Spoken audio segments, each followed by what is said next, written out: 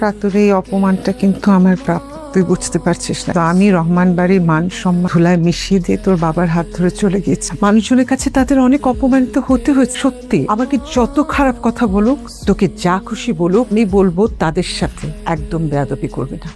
আমাকে তা দিতে হবে। চল তো দেখে।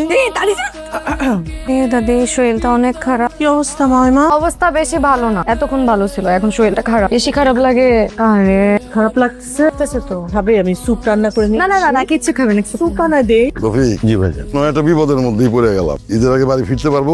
আমি তো ভাবতেছি ভাই, দে কি আর একটা বিড়ি দে। কিন্তু ভাইজান আমার মনে হয় না বিড়ি খাওয়াটা ঠিক হবে। আত্মীয় স্বজন মানুষদেরকে বন্ধ করবে।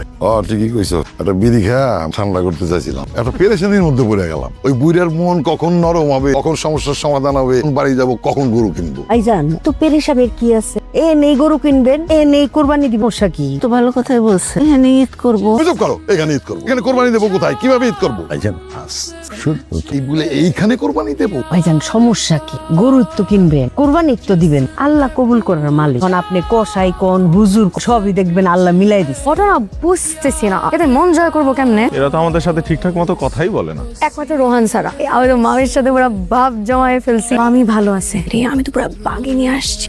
ঝামেলা হচ্ছে ফুল দুইজনই তো কথা বলে না। এই বাড়িতে ঢুকতে হইলে আগে দারোয়ানরে পটাইতে হবে। কাজ করো, তুমি রোহানরে পটাও। রোহান আমার মামা তো ভাই, ওকে আরে ধুরো কথা বলছি। এই তোমরা কারা? আমি রাতুল। সালামু আলাইকুম, আমি শালু। ওয়ালাইকুম সালাম। কোন দোকানের আলু? জি মানে এই বাড়ির সাথে তোমাদের সম্পর্ক কি? এটা আমার মামা বাড়ি। মামার বাড়ি মানে? জি। আমার তো কোনো বোন ছিল বলে মনে হয় না, সব তো মিলতেছে না।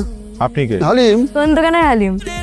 Sorry, I like it. আমি দোকানের হালিম না, আমি মোহাম্মদ হালিম জোয়ারদার। ঠিকই আমেরিকা থাকতে হালিম মামা। আমার মামা কিনা জানি না, আমি আমেরিকা থাকতাম। তুমি কে? আমি রাতুল, রেহানা রহমানের ছেলে। হালিম মামা। এই তাহলে আমি তো তোর, মামা হালিম, মামা হালিম। তুই রেহানের ছেলে। কে আসছে? না না সমস্যা নাই, উনি আমাদের লোক। ওয়ালাইকুম। আরে ভাইজান, তুমি এই তো আসলি, এত দেরি করলে যে? তোমরাও তো ডাকুন। আমি তো দেশে ছিলাম না, বিদেশে ছিলাম। আসার পর তোর খোঁজ করছি, কেউ কইতে পারে না তুই কোথায় থাকিস। এতই দূরে ঠেলে দিলে যোগাযোগ করে লাভ কি বলো? তাহলে আসলি কেন? কারণ আছে, এই দুটোর বিয়ে। আমার শাশুড়ি ভালো আছে? আচ্ছা আলহামদুলিল্লাহ। আর আমার ছোট্ট যা। বিয়ান সাহেব হ্যালো।